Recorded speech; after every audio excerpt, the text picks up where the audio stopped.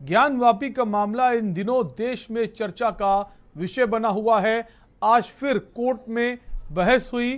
Court ने कल के लिए फैसला सुनाने की बात कही है। कल 12 बजे इस पर फैसला सुनाया जाएगा। सुनवाई पूरी, इसी पर बात करेंगे। सुनवाई पूरी, फैसला कल।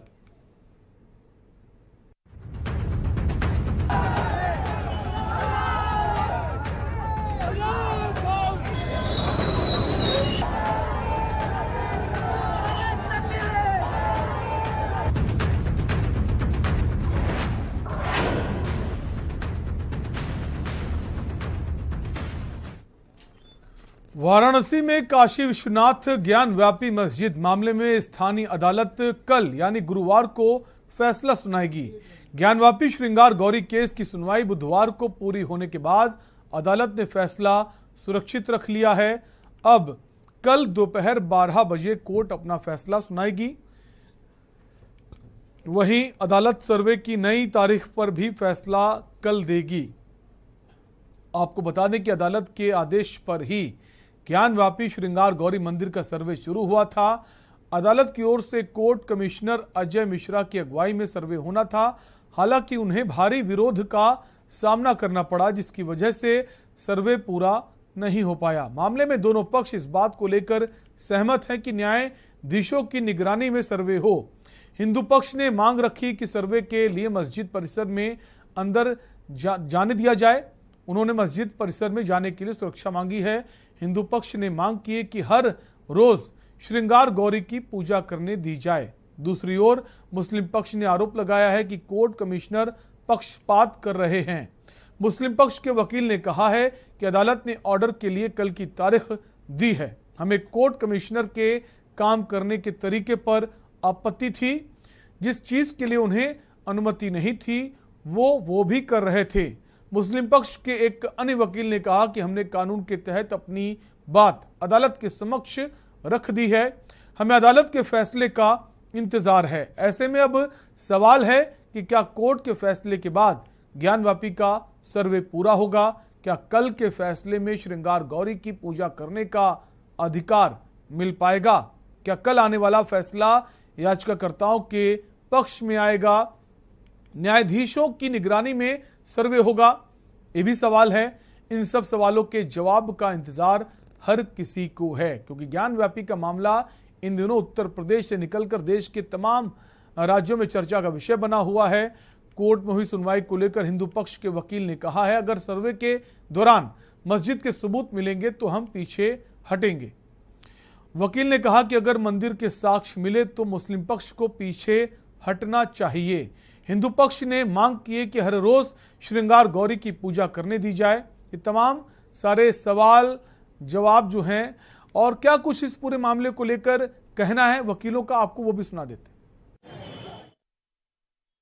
आ जाएगा। उसमें आपको स्पष्ट हो जाएगा कि एडवोकेट कमीशन समय से पूरी की जाएगी। बातें रखी गई हैं? बातें पूरी की गई हैं। ताला तुड़वाया जाए, ताला खोला जाए, हमें उसकी वो नहीं है, लेकिन एडवोकेट कमीशन पूरी करने के लिए हमें तहखाने में ले जाएंगे। क्या बोले कल 12 बजे निर्णय आएगा, सुरक्षित किया गया है। कल 12 बजे क्लियर होगा किस तारीख को कब होगा निर्णय।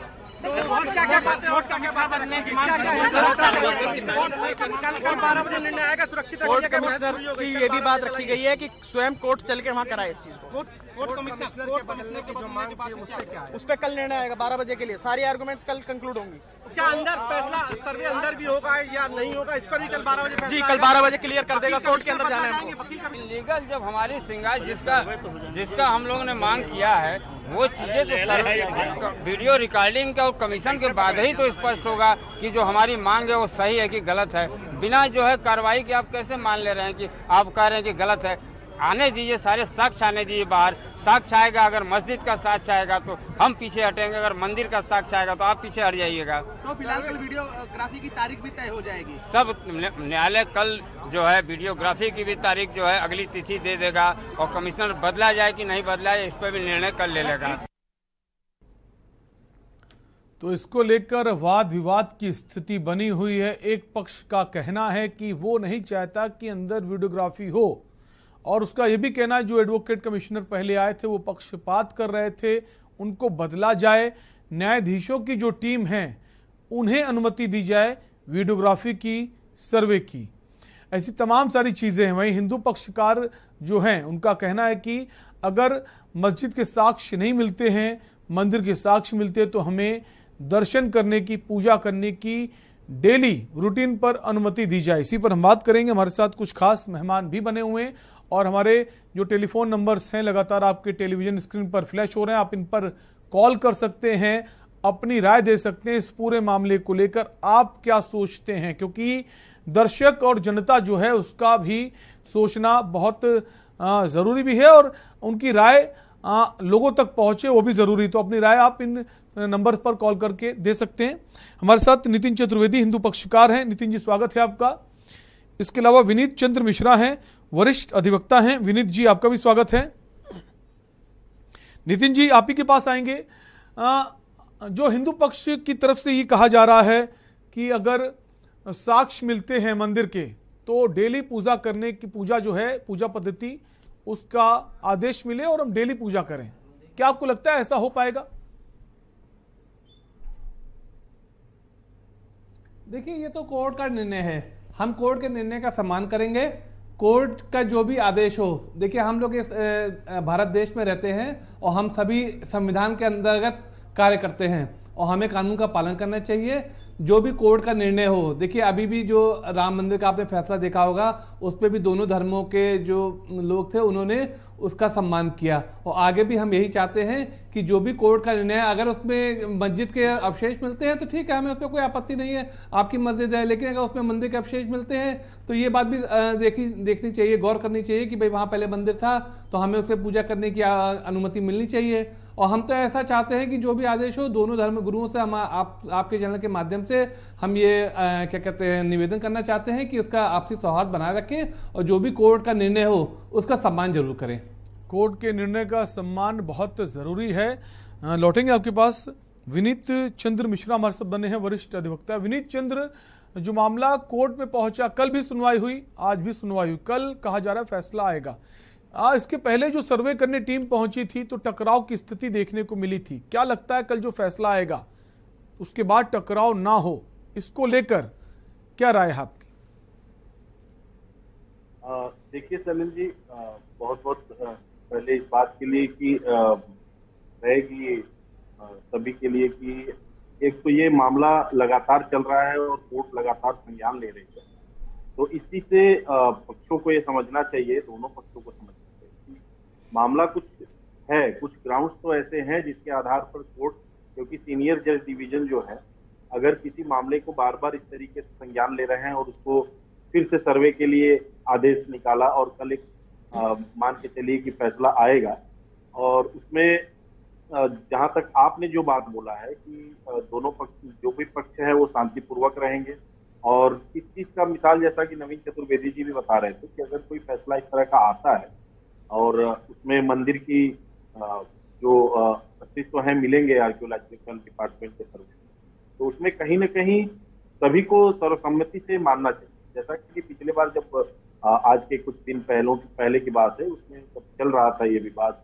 और पहले दिन सर्वे की टीम गई थी सर्वे करने, तो वहां पे विवाद शुरू हुआ कि एक महिला ने वहां नमाज पढ़ना शुरू कर दिया और एक सामान्य सी बात चल रही थी, और वहां से फिर धीरे धीरे गर्मा गर्मी शुरू हुई और एक गर्माहट आई और बात थोड़ी आगे जाई, कहीं दुकानें बंद होने लगी, लोगों ने तो उस चीज को महसूस किया और पुलिस प्रशासन ने उसमें अपने पूरा सहयोग किया और उसको शांतिपूर्वक निपटारा करा। और उम्मीद है कि आगे भी जो व्यवस्था हो शांतिपूर्वक ही निपटारा हो, वाद विवाद की स्थिति ना बने। एक दर्शक हमारे साथ जुड़ गए, चंद्र प्रकाश जी कुरुक्षेत्र से। चंद्र प्रकाश जी, अपनी राय दीजिए। मैं ये कहना चाहता हूँ कि भारतीय मैथोलॉजी में जो जाप किया जाता है उसको उपांशु जाप कहते हैं, और वो गौमुखी में किया जाता है, हाथ में गौमुखी डाल के और मंत्र का जाप किया जाता है। उसी प्रकार से हमारे जो इस्लाम धर्म है उसमें भी शांति के साथ पाठ किया जाता है, वो भी नमाज अदा की जाती है, कोई हो हुल्लड़ नहीं होता।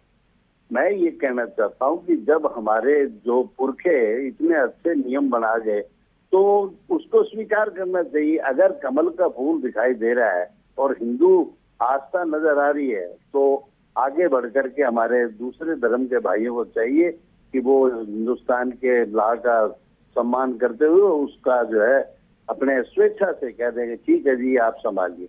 उसी प्रकार से अगर कहीं यदि इस्लाम धर्म की कोई चीज उनको नजर आती है, हवल तो आएगी नहीं, क्योंकि इन्होंने जो भी किया है मुगलों ने वो सब कुछ नेस्ता नाबूद किया है। परंतु फिर भी यदि अगर कहीं चीज कोई नजर आती है तो हिंदू धर्म को भी चाहिए कि आगे बढ़ करके और उसका सम्मान करते हुए उनकी लाज रखनी चाहिए और उनको हैंड ओवर कर देना चाहिए। मेरा विचार सिर्फ इतना है कि सरकार के फैसले के साथ साथ जो कोर्ट निर्णय देती है वो हमारे भारत का प्रत्येक नागरिक कोर्ट का सम्मान करता है। हिंदुस्तान की कोर्ट है, पाकिस्तान की नहीं। धन्यवाद। बहुत बहुत शुक्रिया आपकी राय देने के लिए। हमारे साथ विनीत जी बने हुए वरिष्ठ अधिवक्ता हैं, नितिन चतुर्वेदी हिंदू पक्षकार हैं। नितिन जी, आप ही के पास आएंगे। जैसे अयोध्या वाले मामले में हमने देखा था कि एक वक्त कोर्ट ने भी कहा था कि जो पक्षकार हैं दोनों ही पक्ष आपसी सहमति से भी फैसला कर सकते हैं। एक वक्त ये भी हुआ था, लेकिन ऐसा कुछ नहीं हो पाया, कोर्ट को फैसला देना पड़ा। क्या यहाँ ये स्थिति नहीं बन सकती थी कि जो दोनों पक्ष हैं वो अगर आप बैठकर एक राय बना लें, कोर्ट जाने की नौबती ना आती? देखिए, ऐसा संभव हो सकता था, लेकिन हमारे देश में जो राजनीतिक दल हैं उनके कुछ लोग ऐसे हैं जो नहीं चाहते कि यहाँ का सौहार्द बना रहे। वो कुछ ना कुछ ऐसा क्या कहते हैं विवाद उत्पन्न करते रहते हैं ताकि दोनों पक्ष आपस में कभी ना मिल सके।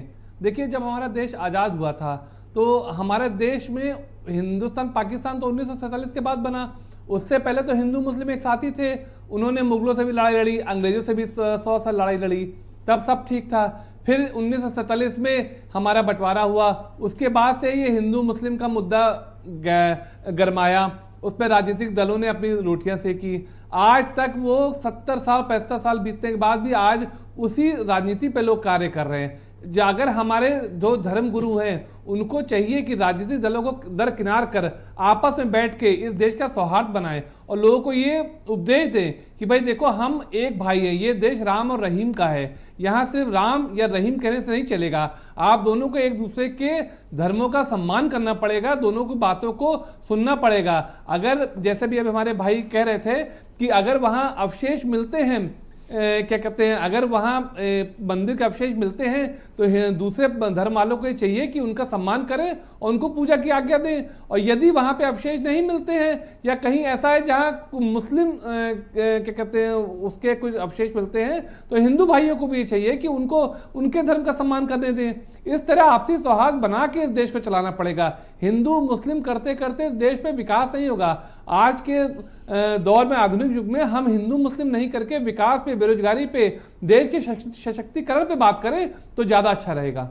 नितिन जी, जो वीडियोग्राफी है जो पहले पहुंची थी टीम सर्वे करने तो खिलाफत की गई, ये डर क्यों है? अगर सर्वे हो रहा है, भीतर से हो रहा है, उसको जाने क्यों नहीं दिया जा रहा है?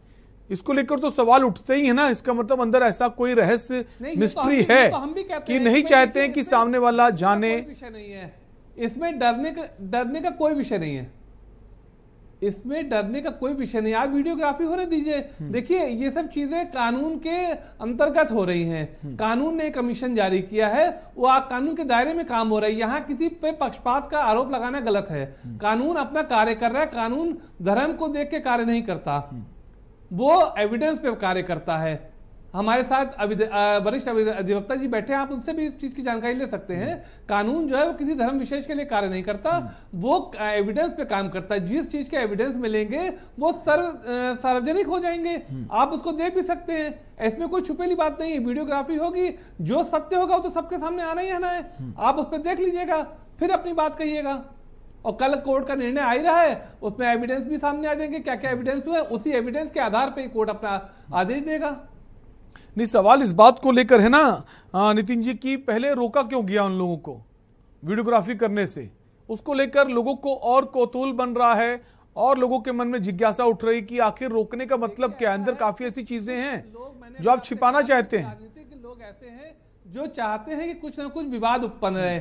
बीजेपी की सरकार जब से आई है तो लोगों को लगता है कि हिंदुओं के पक्ष में सब फैसले किए जा रहे हैं, दूसरे धर्म के साथ पक्षपात हो रहा है, लेकिन ऐसा है नहीं। देखिए, जितने भी सरकार जब भी कोई नियम बनाती है तो वो किसी धर्म विशेष पे लागू नहीं होते, वो सामान्य वर्ग के सभी लोगों पे लागू किए जाते हैं। उन्होंने राशन का एक आदेश दिया कि राशन का वितरण होगा।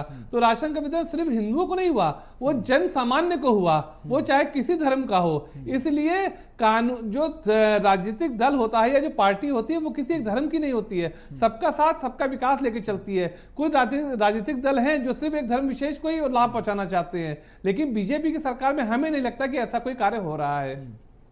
विनीत जी, जो पहले एडवोकेट कमिश्नर थे, सर्वे करने गए थे, उनको लेकर कहा जा रहा है दूसरे पक्ष की तरफ से कि उन पर विश्वास नहीं है, वो किसी एक पक्ष का साथ दे रहे हैं। क्या था पूरा मामला? विश्वास क्यों नहीं? क्या ऐसा भी है कि एक पक्ष का साथ दिया जा रहा है? नहीं, वास्तव में जो बात आप कह रहे हैं कि किसी के ऊपर उंगली उठा देना, कोर्ट ने अगर कोर्ट कमिश्नर नियुक्त किया है तो वो उसकी जांच परख करके और उसको किसी भी धर्म या उससे प्रेरित न होकर के, जाति से प्रेरित होकर के वैसे ही व्यक्ति को जो कि बायस न हो, अंग्रेजी में जो बात बोलते हैं कि बायस न हो, वैसा कोर्ट कमिश्नर नियुक्त किया जाता है। और विरोध करना तो अब जो बताया चतुर्वेदी जी ने तो बहुत अच्छी बात बताई कि दोनों धर्मों के लोगों को सम्मान करना चाहिए। कोर्ट की बात को अगर देखिए, कोई डर नहीं है, मैं भी ये मानता हूं कि अगर डर नहीं है तो कोई पक्ष ये मानता है कि नहीं वहां मस्जिद है, जो मानता है, और हम ये मानते हैं या हिंदू पक्ष या कोई भी एक मानता है, जिसमें जो भी पत्रकार है, नवीन जी ये मानते हैं कि नहीं वहां ये मंदिर था। और जैसा कि इतिहासकारों ने, एक प्रोफेसर द्विवेदी जी हैं, इतिहासकार हैं यूनिवर्सिटी के, उन्होंने इस बात को चरणबद्ध तरीके से बताया है और पुराने कई लेखों को और कई ऐसे मुख्य जो स्रोत रहे हैं जिसके बारे में मंदिर और तोड़ने की बात और औरंगजेब की और उसके बाद की जो रानी अहिल्याबाई की और भट्ट जी की बात है, उसमें बहुत विस्तृत तरीके से साक्ष्यों के साथ उन्होंने चर्चा की है इस बात को। और उसमें निस्संदेह कोई बात ऐसी नहीं है जिससे कि आप कोई भी शक कर सकते हैं कि नहीं वहां मंदिर मौजूद नहीं थी। और वहीं एक विश्वास लेकर के जो हिंदू पक्ष के लोग हैं वो कोर्ट में गए और कोर्ट ने पूरे तरीके से उनकी याचिका का सम्मान किया है। उस पर एक जांच का जो निर्विवादित हो, पूरी तरह से एक न्यायिक पूर्ण जांच का उन्होंने आदेश दिया। उसमें ऐसा भी नहीं कि कोई एक आम आदमी की जांच, एक पूरी एएसआई की टीम के साथ जांच दिया। और एएसआई साइंटिफिक तरीके, आज के जमाने में अगर वर्तमान युग पे अगर साइंस पे भी नहीं बिलीव करें। बिल्कुल। नितिन जी, एक और सवाल है बहुत सारे लोगों के जहन में कि इतने साल हो गए तब ये मामला नहीं उठा, अचानक ही मामला उठ रहा है। पहले अब ताजमहल का मामला भी अभी हाल ही में उठा, ज्ञानव्यापी, कुतुब मीनार, अचानक से सारे मामले एक साथ कैसे उठते जा रहे हैं? क्या इसके पीछे कुछ लोग हैं? ऐसी भी बातें हो रही हैं कि एक मिशन के तहत इस पर काम किया जा रहा है। नितिन जी, देखिए शैलन जी, पहले तो हमें इस बात पे क्या कहते हैं विवाद देखना पड़ेगा कि जहां जहां मंदिर थे वहां मस्जिद क्यों बनाई गई।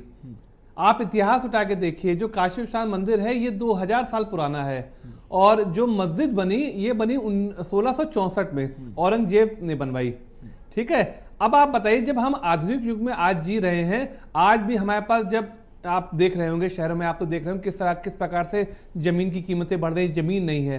तो उस जमाने में सोचिए कितनी जमीनें रही होंगी, तब तो ऐसा कोई आधुनिक युग नहीं था। लेकिन जानबूझ के हिंदुओं की भावनाओं को ठेस पहुंचाने के लिए वहां मंदिर तोड़ के मस्जिद बनाई गई।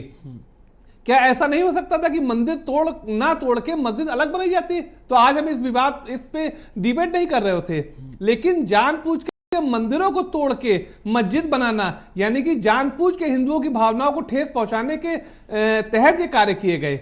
और आज जब हिंदू ये कह रहा है कि भाई जो चीज हमारी थी, मैं मालिकाना हक तो हमारा था, आपने तो उस पर अपना मकान बना दिया, लेकिन आप जब अवशेष देखेंगे तो नीचे मेरा मकान मिलेगा आपको। और वो भी हम आपसे डायरेक्ट नहीं कह रहे, हम तो कोर्ट के माध्यम से कह रहे हैं कि भाई आप चेक तो करो उसको कि नीचे देखो तो मेरा मकान नीचे है। और जानबूझ के उसको तोड़ा गया, ऐसा भी नहीं कि उसको किसी गलती के तहत तोड़ा गया, जानबूझ के जगह होते हुए भी मंदिरों को तोड़ के मस्जिदें बनाई गई। ये मैं नहीं कह रहा हूं, ये इतिहास कह रहा है। ठीक है, आज आप ये कह रहे हैं इतने साल बाद ये मुद्दा क्यों उठा, तो ये सब मुद्दा तो बहुत पहले उठना चाहिए था, लेकिन सरकारें ऐसी नहीं थी जिन्होंने कभी इस मुद्दों पर ध्यान दिया हो। ये मुद्दा तो बहुत पहले कांग्रेस की सरकार में उठना चाहिए था, लेकिन उन्होंने ये ध्यान नहीं दिया। अब एक सरकार चाह रही, सरकार के समय में लोग जागे हैं, तो उसमें आपत्ति क्या है? और आपत्ति हम तो अभी भी आपके चैनल के माध्यम से दोनों धर्मों से निवेदन कर रहे हैं कि भाई देखिए ऐसे बात को सौहार्द तरीके से करिए ताकि दोनों के धर्मों की आस्था को ठेस ना पहुंचे। लेकिन नितिन जी, लोग ये जानना चाह रहे हैं कि इतने साल बीत गए तब ज्ञानवापी को लेकर मामला क्यों नहीं उठा? अचानक से ज्ञानवापी का मामला क्यों उठ गया है? आप ज्ञानवापी की बात क्यों करें? 370 का मुकदमा मुद्दा क्यों देखते? वो भी तो इतने साल नहीं हुआ, किसी ने ध्यान दिया उस पे? 3 तलाक जो मुद्दा था उस पे भी इतने साल में किसी ने ध्यान दिया? सरकारें तो आई हो गई। तो आपका कहने का मतलब है भारतीय जनता पार्टी की जब से सरकार ऐसी आई है, नितिन जी ये माने ना मुद्दों पे ध्यान दे रही है। आप सोचिए राम मंदिर का जो मसला था, राम मंदिर का जो मसला था कितने 500 साल पुराना मुद्दा था, लेकिन बीजेपी की सरकार के समय में मुद्दा तो आपका कहने का मतलब है आप स्वीकार रहे हैं कि भारतीय जनता पार्टी जब से सत्ता में आई है तो अब लोगों को लगने लगा है कि जो ये पुराने मुद्दे हैं इनको सुलझाया जा सकता है या फिर इनको उठाया जा सकता है। आप ये बताइए शैलेंद्र जी, क्या 370 का मुकदमा क्या हिंदू मुस्लिम का मुद्दा है? इसमें तो कोई हिंदू मुस्लिम का मुद्दा नहीं था ना, लेकिन बीजेपी की सरकार ने इस मुद्दे को, इतने साल पुराना मुद्दा था, बीजेपी ने उस मुद्दे को उठाया ना और खत्म भी किया और शांति से खत्म किया। तो बाकी सरकारों ने कभी इस पे ध्यान दिया ही नहीं, किसी मुद्दे पे ध्यान नहीं दिया। वही सवाल नितिन जी पूछ रहे हैं आपसे कि बाकी सरकारें भी रही हैं, साथ लेकर साथ विकास कर रही है, साथ में बैठ के सौहार्द का माहौल बना के कर रही है। तो कुल मिलाकर आपका कहना है भारतीय जनता पार्टी जो है इनिशिएटिव ले रही है, उसकी वजह से ये हो रहा है। आप दोनों बने रहिए। इसी बीच एक बड़ी खबर आ रही है, जांच के बाद ईडी ने पूजा सिंघल की गिरफ्तारी की। पूजा सिंघल से 2 दिन से पूछताछ हो रही थी, ईडी पूछताछ कर रही थी। झारखंड की खनन सचिव हैं पूजा सिंघल, जिन्हें गिरफ्तार किया गया है। आईएएस के सीए के घर 17 करोड़ रुपए कैश मिला था। झारखंड की खनन सचिव पूजा सिंघल गिरफ्तार की गई हैं। मनी लॉन्ड्रिंग केस में ईडी ने गिरफ्तार किया है।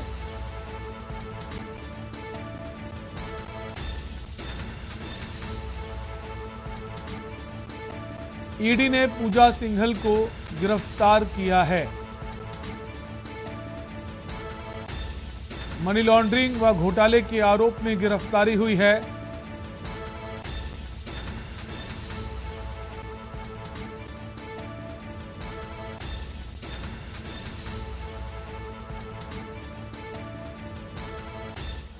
तो तस्वीर आप देख सकते हैं, ईडी के जो डायरेक्टर हैं उनके घर के बाहर की।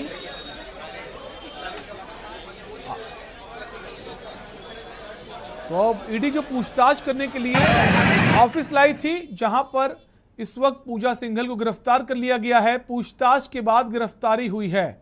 तो खनन सचिव पूजा सिंघल की गिरफ्तारी हो गई। झारखंड की खनन सचिव हैं। प्रवर्तन निदेशालय का जो ऑफिस है वहां पर पूछताछ हो रही थी, जिसके बाद गिरफ्तार किया गया। सीधी तस्वीरें इस वक्त आपको दिखा रहे हैं, ईडी दफ्तर के बाहर की तस्वीरें हैं, जहां पर पूछताछ की जा रही थी पूजा सिंघल से। झारखंड में खनन सचिव हैं और पूजा सिंघल के जो सीए हैं उसके पास से 17 करोड़ रुपए कैश बरामद हुए हैं।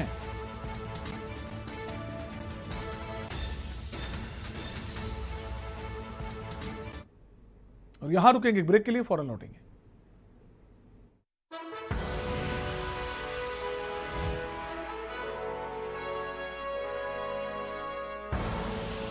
आप देख रहे हैं के न्यूज, खबरों का सारथी। देखें कौन नया खिलाड़ी आया है, समझा देते हैं। प्यार से समझाएंगे, धीरे धीरे से, वो भी अपनी जुबान में।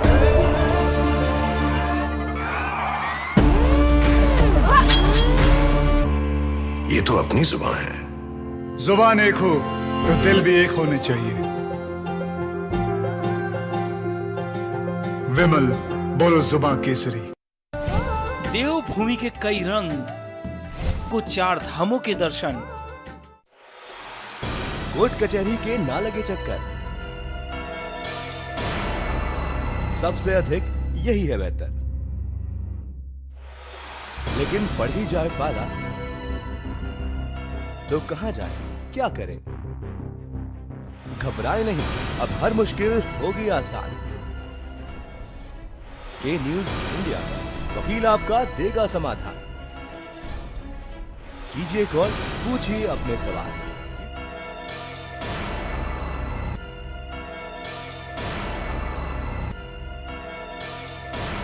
वकील आपका हर रविवार दोपहर 3 बजे केवल के न्यूज इंडिया पर। नमस्कार, के न्यूज इंडिया की अजब गजब पेशकश में आपका स्वागत है।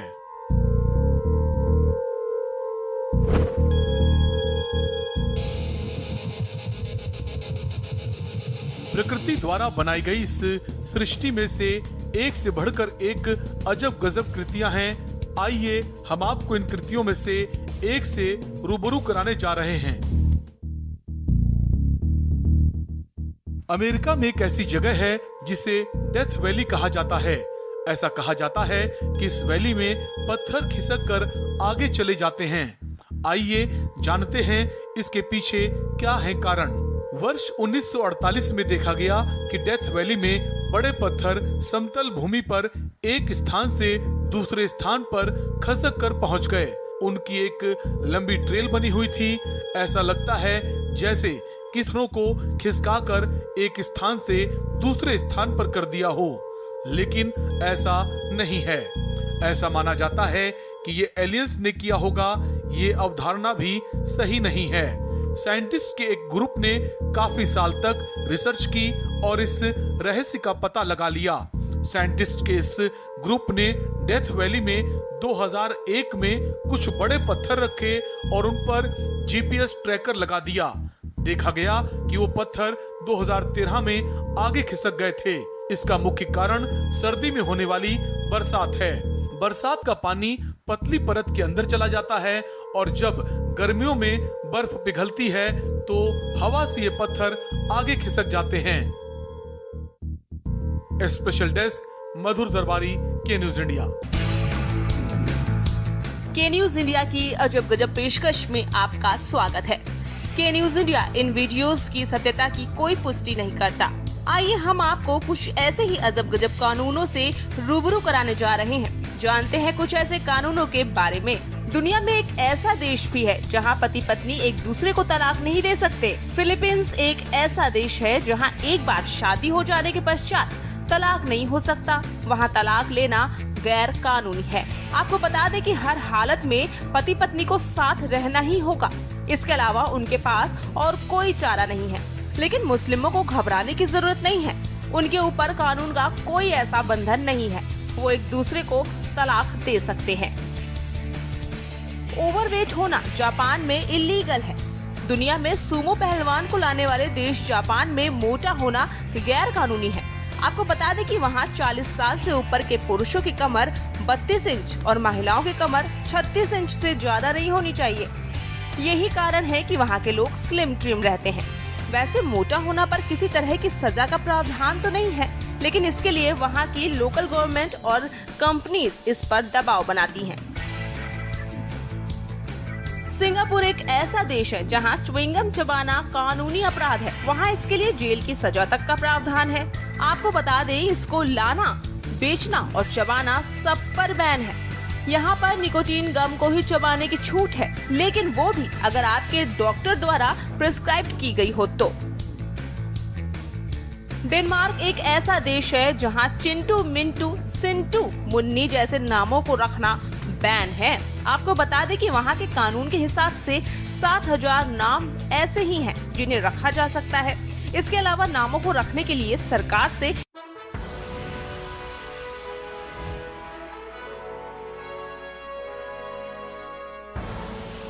आप देख रहे हैं के न्यूज, खबरों का सारथी।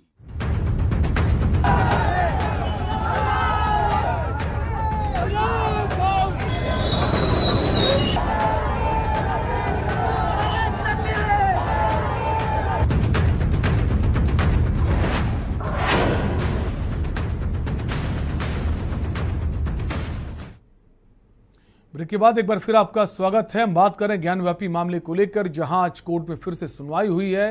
कोर्ट ने फैसला सुरक्षित रख लिया है। कहा जा रहा है कल 12 बजे कोर्ट इस पर फैसला सुनाएगा, जहां एक पक्ष का कहना है कि जो एडवोकेट कमिश्नर है उनको बदला जाए और दूसरे पक्ष का कहना है कि जो चीजें हैं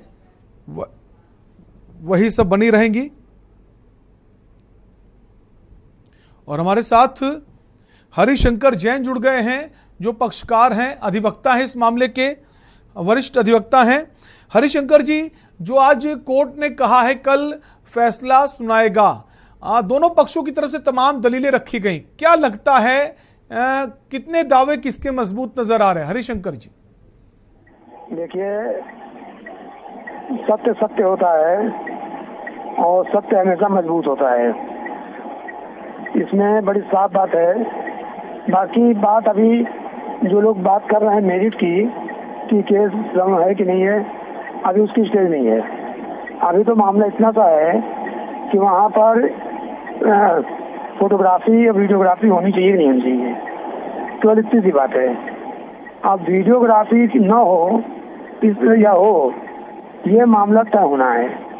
तो मुस्लिम पक्ष को आखिर इनकार क्यों है कि यहाँ वीडियोग्राफी न हो? यानी अगर कुछ छिपा नहीं रहे हैं और कोई गड़बड़ नहीं है तो फोटोग्राफी या वीडियोग्राफी का विरोध क्यों कर रहे हैं? इसमें तो कोई किसी को नुकसान नहीं है। अब बहुत से लोग आज पूरे केस की मेरिट की बात कर रहे हैं। भाई, केस में मेरिट ना होता तो केस में कितने आदेश कैसे होते? आपसे जो आदेश हुआ था वीडियोग्राफी का, इसके अगेंस्ट सुप्रीम हाईकोर्ट गए थे और हाईकोर्ट में याचिका खारिज हो गई। यह सिविल जज का आर्डर कंफर्म हो गया। तो इसके मतलब है कि केस में प्रथम दृष्टया दम है। अभी तो वीडियोग्राफी हो रही है, देखने के लिए वहाँ मौजूदा क्या क्या चीजें हैं वो चीजें कोर्ट सामने आएंगी। तो दावा मजबूत है और कोर्ट जो है चूंकि आदेश दे चुकी है और वो जी, हरिशंकर जी, आपके पास आ रही है। ये कहा जा रहा है कि जो पहले एडवोकेट कमिश्नर बनाए गए थे उनको लेकर दूसरे पक्ष का ये कहना है कि वो निष्पक्ष तरह से अपनी बात नहीं कर रहे थे, वो किसी एक पक्ष को फायदा पहुंचाने की कोशिश में थे। ये बातें सामने आ रही, तो उनको उनको बदला जाए, ऐसी बातें क्यों उठी? देखिए, मुस्लिम पक्ष चाहता है किसी भी तरह से वहाँ पर फोटोग्राफी ना हो। अभी तो काम शुरू भी नहीं हुआ। जो मेन मस्जिद है जिसको मस्जिद कहते हैं, वहाँ तो अभी पहुँचे ही नहीं। तो फेवर करने नौबत आई था या डिसफेवर करने की? अभी फेवर डिसफेवर की बात ही नहीं आई। तो बिल्कुल बेबुनियाद बात है। ये तो उसी तरह हुआ कि किसी को डॉक्टर सुई लगा रहे और सुई लगाने के पहले चिल्लाना शुरू कर दे कि बड़ा दर्द हो रहा है। सर, वही हरिशंकर जी, वही सवाल तो पूछ रहे हैं आपसे। एडवोकेट कमिश्नर की बात कहाँ से शुरू हुई उनको हटाने की, बदलने की? मैं बताता हूँ, आप मेरी बात समझने की कोशिश कीजिए। जब काम ही उन्होंने भी शुरू नहीं किया, कभी मस्जिद के अंदर अभी गए नहीं, तो नौबत आई कहाँ फेवर डिसफेवर करने की? ये तो इसलिए चिल्ला रहे हैं ताकि वो एक घटे दूसरे आने फिर बढ़ता रहे और वहाँ न होने पावे, तो बदनामी करने के लिए।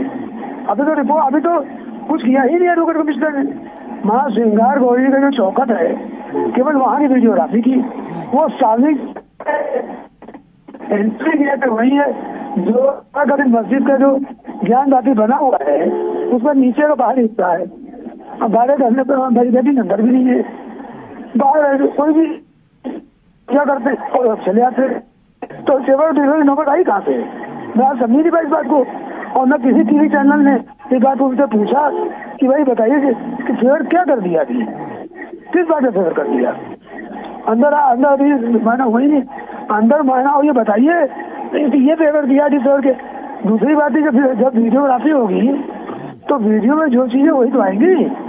उसमें अगर मैं भी हूँ वहाँ पर, पक्षकार भी हूँ, अगर मुझसे कोई कहे कि ये चीजें लिख दो, नहीं हो तो मैं तो नहीं लिखूंगा, कोई नहीं लिखेगा। ये बात ही कहाँ से आई? तो बिल्कुल बेबुनियाद है और बेवजह में गाड़ी बदनामी करने के लिए। शुरुआत से ही जो दूसरा पक्ष नहीं चाहता था कि ऐसा कुछ भी हो, वीडियोग्राफी हो ही ना, और पहले से इतना विरोध शुरू कर दें ताकि मामला टल जाए, ये कहना है आपका? मेरा ही कहना है, बिल्कुल यही कहना है। कहना है, फिर दोबारा रिपीट कर रहा हूँ, सुई लगने के पहले चिल्लाना शुरू कर दिए कि बड़ा दर्द हो रहा है, कोई कारण। तो आपको लगता है कि जो सुई लगने से पहले ये हुआ अब आगे नहीं होगा? जो टकराव की स्थिति अगर कल फैसला आता है और कहा जाता है वीडियोग्राफी होगी भीतर जाके, तो क्या ये माने जो टकराव की स्थिति वो नजर नहीं आएगी, सर्वसम्मति से सारी चीजें हो जाएंगी?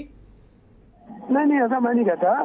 अयोध्या केस में भी कई बार ऑब्जेक्शन आए थे, कई बार प्रोसीडिंग रुकी थी, तो मुस्लिम पक्ष में मुआवजे बढ़ने के बहुत दिन बाद, बहुत जद्दोजहद के बाद मामला आगे बढ़ा था, तो उनको तो करना ही करना है, इसमें कोई बड़ी बात नहीं। मामला आगे भी जाएगा, हाई कोर्ट सुप्रीम कोर्ट तक जाएगा मामला? हाँ, कोई भी जा सकता है, बिल्कुल जा सकता है, कोई बड़ी बात नहीं है। कल अगर वीडियोग्राफी को लेकर अगर अनुमति परमिशन दे दी जाती है कोर्ट की तरफ से, तो क्या वीडियोग्राफी हो जाएगी या इस पर जाकर इस पर रोक लगाने का काम करेगा दूसरा पक्ष? ऐसा भी हो सकता है। दूसरे पक्ष का कहना क्या है? वो क्या ये मान रहा है कि कोर्ट का जो फैसला होगा उसे मानेंगे, या फिर अगर फैसला उसके पक्ष में नहीं आता है वो दूसरी कोर्ट में जाएंगे? अरे भाई, अभी आपको मैंने बताया की लड़ाई लड़ने वीडियोग्राफी का ऑर्डर क्यों नहीं है जो हुआ था, हाईकोर्ट ने कंफर्म कर दिया। अब हाईकोर्ट के कंफर्म करने के बाद आप तो कोई सवाल ही नहीं आता कि मामला ऑर्डर बदल जाए, ऑर्डर बदल नहीं सकता लोगों का। तो अगर उसकी लड़ाई लड़ी जाए तो ये कहेंगे कम्युनिस्ट है, तो ऑर्डर। क्या हरिशंकर जी सुप्रीम कोर्ट भी जा सकते हैं वीडियोग्राफी के खिलाफ? क्या ऐसा भी कुछ है? इस देश के संविधान के साथ खड़े। तो हमारे साथ हरिशंकर जैन हिंदू पक्षकार बने हुए थे, जिनका साफ कहना है कि एक जो दूसरा पक्ष है वो चाहता ही नहीं है कि वीडियोग्राफी हो, वो उससे डर रहा है। तो शुरुआत में ही जो वीडियोग्राफी करने कोर्ट की तरफ से सर्वे के लिए टीम पहुंची, जो एडवोकेट हैं कमिश्नर वो पहुंचे, तो पहले ही से विवाद इतना ज़्यादा खड़ा कर दिया गया कि ताकि आगे की कार्रवाई रुक जाए ना हो, जिसके बाद मामला कोर्ट में पहुंचा। कोर्ट में कल भी सुनवाई हुई, आज भी सुनवाई हुई, और अब कल के लिए कहा जा रहा है कि कोर्ट कल 12 बजे अपना फैसला जो है वो सुनाएगा। और हमारे साथ नितिन चतुर्वेदी हिंदू पक्षकार बने हुए, विनीत चंद्र मिश्रा वरिष्ठ अधिवक्ता बने हुए हैं। विनीत जी, आप ही के पास आएंगे। कल अगर कोर्ट की तरफ से कहा जाता है वीडियोग्राफी होगी और जैसे बदलाव की बात कही जा रही कि जो एडवोकेट कमिश्नर उनको बदल दिया जाए, तो क्या दूसरा पक्ष शांत हो जाएगा या फिर वो सुप्रीम कोर्ट भी जा सकता है इस मामले को लेकर? ये तो है कि बहाने चलेंगे और कोई ना कोई ग्राउंड खड़ा करके आगे की कार्रवाई पे रोक लगाने का पूरी भरसक प्रयास किया जाए, क्योंकि ये केस जो है। विनीत जी, आपको रोकेंगे, एक दर्शक जुड़ गए, आपके पास आएंगे। वाराणसी से एक दर्शक जुड़ गए, अमित अपनी राय दीजिए।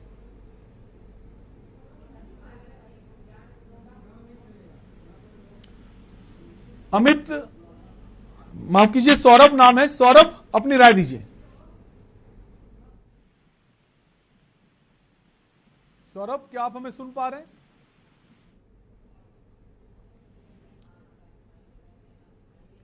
शायद सौरभ की आवाज नहीं पहुंच पा रही है। वापस विनीत जी के पास ही आएंगे। विनीत जी, जैसे सवाल था मेरा, क्या अब इसके बाद मान जाएंगे या फिर सुप्रीम कोर्ट भी जा सकता है दूसरा पक्षकार? क्या लगता है कि ये मामला इतनी जल्दी हल होने वाला नहीं है? मामला तो जल्दी हल होने की उम्मीद मुझे भी नहीं लगती, और किसी तरीके से जल्दी हल करके कोई फायदा भी नहीं है। अगर जोर जबरदस्ती या किसी तरीके से, जैसा कि नवीन जी कह रहे थे या कोई भी और भी जो वकील साहब थे, शंकर जैन के हमारे वरिष्ठ अधिवक्ता, वो भी कह रहे थे कि अगर ऐसा महसूस हुआ कि सरकार के दबाव में या प्रशासन के दबाव में जबरदस्ती कोई काम हो गया, तो वो भी मैं कहीं से भी अच्छा नहीं समझता हूँ, क्योंकि उसका बाद में रिफ्लेक्शन होता है। अगर बात अभी हो, प्रक्रिया के तहत हो, और अगर कोई विपक्ष जो है मुस्लिम पक्ष वो चाहता है कि नहीं हम सुप्रीम कोर्ट तक जाए और इस सर्वे को रोकवा लें, तो वो भी हो जाए। इसमें कोई समय की नहीं दिक्कत, जब हजारों साल से हम इस चीज को, एक जो भावनाओं को दबा करके सभी लोग अपना सह रहे हैं या देख रहे हैं, दर्शन पूजन कर रहे हैं, तो अभी उस चीज को महसूस करके पूरी तरीके से मन से भी निकाल दिया गया। सत्य सामने आएगा, और सत्य जहां तक कि कोर्ट भी, हम लोग दिन भर कोर्ट में यही काम करते हैं और साक्ष्यों पे आधारित सब लिखा होता है, भावनाओं को देखा जाता है। हाँ ठीक है, किसी के अगर कोई इतने दिन से किसी के कब्जे पे है, उसको आप अचानक कहेंगे तो नहीं हटेगा। उसको शायद हकीकत नहीं पता है, तब तक जनरेशन बदल गई, उनको लगता होगा कि नहीं कोई चीज हमारी ही है या हम इसमें कब्जे पे है तो हमें मिल जाएगी। लेकिन साक्ष्य सबसे बड़ी बात है। कोर्ट में न किसी की भावनाओं को ध्यान दिया जाएगा, न दिया जाता है, न किसी ऐसे ग्राउंड का जो कि उनको तत्कालीन कोई लाभ दे। एक प्रॉपर विस्तृत उसकी चर्चा हो रही है, हर तरह के लोगों को, एक्सपर्ट्स को बुलाया जा रहा है, इतिहासकारों का पूरा वर्जन लिया जा रहा है, हर एक ग्राउंड पे उसमें निष्पक्ष जांच हो रही है और जांच के आधार पे ही आगे प्रक्रिया चल रही है। निर्णय सबको पता है, इसीलिए ये विरोध भी है। हाँ ठीक है, ये विरोध थोड़ा ज्यादा है, इससे राजनीतिक दलों को लाभ अलग हो रहा होगा। किसी का चुनाव में, किसी का आने वाले और छोटे बड़े चुनाव, दूसरे राज्यों में चुनाव, वो अलग ही एक दूसरा पहलू आ जाता है। लेकिन कानूनी प्रक्रिया कानून के आधार पे चलेगी, साक्ष्यों के आधार पे चलेगी, गवाहों के आधार पे चलेगी, और जो भी तथ्य हैं, जो कि पुराने इतिहासकार हैं जिनसे वर्जन लिया जाएगा, एक्सपर्ट्स है, एएसआई है, उसी के आधार पे होगी। और आधार का निर्णय और सभी को पता है कि उसके बाद क्या होगा। तो अभी बेवजह का बवाल करके, बेवजह का विरोध करके किसी भी पक्ष को, मेरा ये मानना है कि वो अपनी एक तरह से बेइज्जती ही कराए, एक शब्द ये हमारे लिए होगा। तो बेहतर है कि साथ दे। एक बनारस एक ऐसी जगह है, एक ऐसा भाईचारे का हमेशा से एक वहां से निकलता रहा है, जिसको एक हिंदू मुस्लिम तहजीब मानी जाती है। बिल्कुल, एक बहुत जो अच्छा गंगा भाईचारे जमुनी का तहजीब है वो बरकरार रहे, उस दिशा में भी काम करना होगा। और आज विश्व पटल पे मोदी जी के आने के बाद एक बार बनारस महादेव की नगरी इतिहास में पुरानी है सबसे, लेकिन क्योंकि एक मीडिया में, सोशल मीडिया और विश्व का नजर है आज बनारस पे, तो उसको और एक तरह से इस चीज को देना चाहिए कि वो तहजीब बरकरार है। आज कोर्ट कोई आदेश कर रहा है या कुछ निर्णय कर रहा है तो सभी को उसमें खूब अपना समर्थन देना चाहिए, एक नया आयाम लिखना चाहिए, एक नई परिभाषा लिखनी चाहिए आने वाली पीढ़ी में, जो कि बहुत ही अच्छी हो और देश के लिए, आपसी विवाद, आपसी टकराव ना हो और सर्वसम्मति से फैसला हो जाए, वो ज्यादा बेहतर है। नितिन जी हमारे साथ बने हुए हैं, हिंदू पक्षकार हैं। मैं थोड़ा सा और रोकूंगा कि उन्होंने बोला कि रोजगार जरूरी है, महंगाई को देखना जरूरी है। तो बात यही है कि अगर कोर्ट ने निर्णय दिया है तो वो काम चलता रहे, वो भी बहुत आवश्यक है समाज के लिए। लेकिन दूसरा पहलू रोजगार भी जरूरी है, उस पर भी ध्यान दिया जाए। जो लोग वहाँ खड़े होकर विरोध कर रहे हैं या बाहर से आ जाते हैं, दुकानों को बंद करा रहे हैं, कहीं ना कहीं उस चीज को रोका जाए और कोर्ट की प्रक्रिया न्यायालय के आदेशानुसार चले। सभी शासन प्रशासन, सभी लोग उसका सम्मान करें, उसको आगे बढ़ाए। एक समय के बाद जो भी निर्णय होगा उस पर सभी लोग सहमति और अपने अपने काम में लगे रहे, बेहतर होगा। बिल्कुल। नितिन जी, जैसा अभी विनीत जी ने भी कहा कि आपसी भाईचारा, सद्भाव भी बहुत जरूरी है। गंगा जमुनी तहजीब के लिए देश जाना जाता है और वाराणसी में खासकर हम देखते हैं कि एक तरफ आपकी आरती हो रही, दूसरी तरफ दूसरे पक्ष के लोग अपनी पूजा पद्धति जो है उनकी उसको करते नजर आते हैं। तो इस मामले के बाद जो आपसी विश्वास है उसमें कई कमी आ रही है। और अगर कोर्ट फैसला सुनाता है, वीडियोग्राफी होती है, उसके बाद जो जांच के लिए वीडियोग्राफी जाती है, तो विश्वास में लेना भी बहुत जरूरी होगा। किसी पक्ष को ये ना लगे कि जो जांच हो रही है वो भी ठीक नहीं है, एक पक्ष की दखलंदाजी ज्यादा है। इसको लेकर विश्वास में लाना, उसको लेकर क्या कदम उठाए जाएंगे? देखिए शैलेंद्र जी, आज हम जो डिबेट कर रहे हैं उसमें मैं आपको एक बात बताना चाहूँ। देखिए आज की डेट में कानून के लिए भी इतना आसान नहीं होता किसी ऐसे सेंसिटिव मुद्दे पर अपना फैसला सुनाना, क्योंकि ये एक बहुत सेंसिटिव मुद्दा है। यहाँ पे दोनों ही पक्षों को समान रूप से देखना और सारे एविडेंसों को बहुत ध्यान से, बारीकी से जांच करना, क्योंकि देखिए कानून जो जानता है कि ये ऐसे सेंसिटिव मैटर है कि अगर इस पे जरा सा भी पक्षपात होगा तो इसके जो परिणाम होंगे वो काफी भयावह होंगे, दोनों पक्षों में फिर से वही बवाल होंगे। तो कानून के लिए भी बहुत आसान नहीं होता है इस तरह के मुद्दों में अपने फैसला सुनाना। और जैसा कि अभी आप कह रहे थे कि वो ये मुद्दा हाईकोर्ट